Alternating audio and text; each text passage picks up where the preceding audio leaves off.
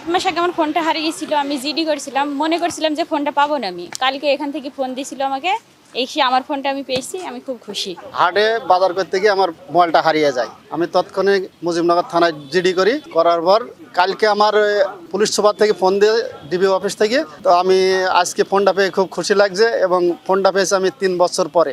তো এই যে ডিজিটাল যে ক্রাইমগুলো হয়, প্রতারণা হয়, এগুলো কিন্তু এইভাবে হয়।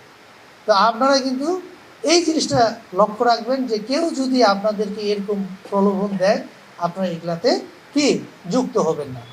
এবং এই যে চাকরির ক্ষেত্রেও যে বিদেশে যাবে, সেটাও কিন্তু এই যে আপনার অনলাইনে দেওয়া হয়ে থাকে।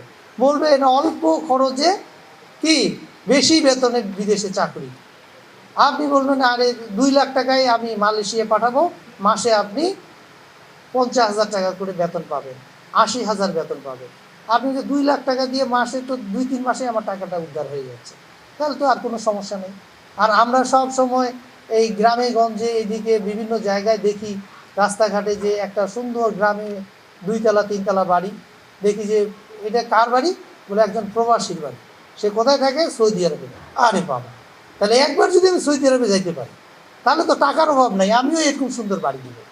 এইটা আমাদের মধ্যে একটা লোভ তৈরি হয়, স্বপ্ন তৈরি হয়, কিন্তু বাস্তবতাটা কি একবারে ভিন্ন।